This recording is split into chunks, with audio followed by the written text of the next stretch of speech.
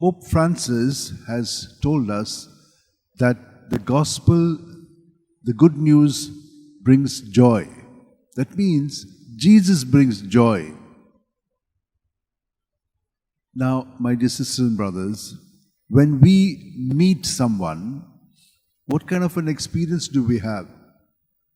If you have come after a long time and you have met someone, there's a bonding which was there, it is enlivened, it has come alive, and there's a lot of joy. Good to hear what has happened to you in the meantime.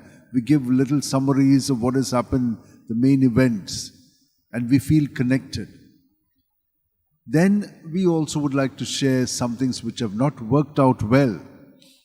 But what is important is, in those things which have not worked out well, there is a hidden goodness in it that we have no patience to look at. And we should look at it. Because bad things do not come from God. No, they come from the evil one. But God brings good out of evil. He matures us. You will be sorrowful. The world will rejoice. Why? It's going its way. You belong to Jesus, so you are sad. Because you may be experiencing persecution, rejection, abandonment. But that is not the reason why you should feel that way.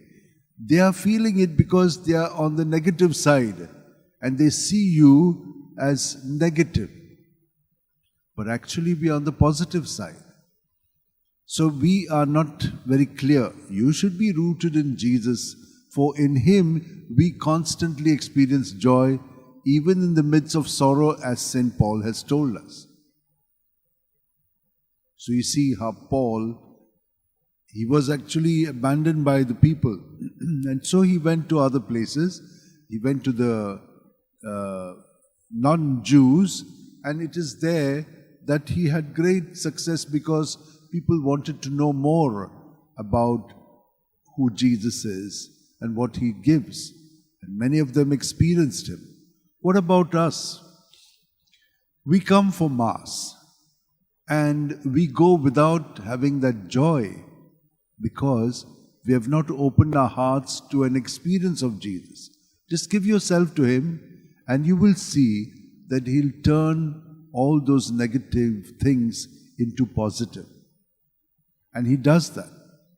But you need to have patience because some things don't work out immediately.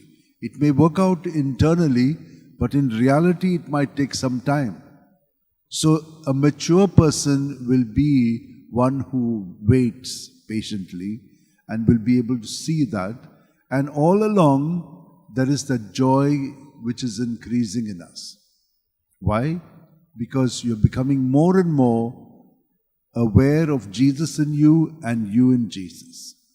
That's what's happened to us in the resurrection of Jesus and in our baptism, which is a participation in the resurrected Jesus.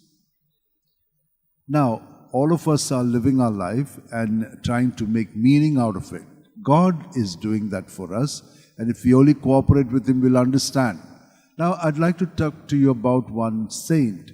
He was a pope, and his name was John the First, and he was elected pope in 523. When the other pope was he died, this one was elected. Now, when he got elected, there was a political situation. There were two kingdoms, the Eastern and the Western. The Western was ruled by Theodoric, who was actually belonging to a heresy called Arianism, which denied the divinity of Jesus. But he was good to the Catholics. They were not Protestants at that time, but they belonged to this heresy. So he was kind, but what happened was Justinian was the emperor in the East, and he was quite firm on Catholicism.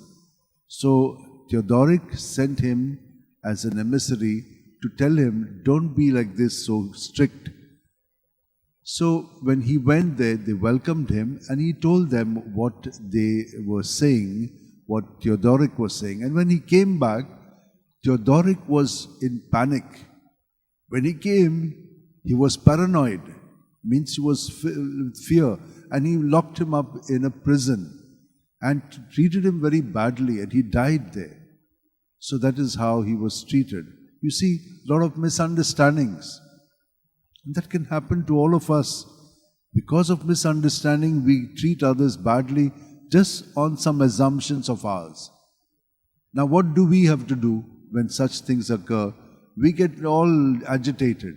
We must remain surrendering these experiences to Jesus so that you experience your peace amidst all of these agitations. The truth is yet to be revealed. You know the truth, but why are you agitated?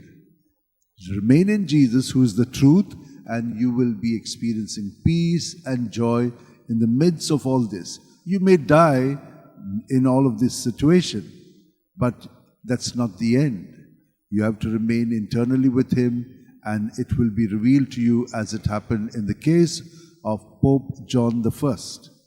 He died 2 years later in 526. So, for us too, don't be afraid. He is with us.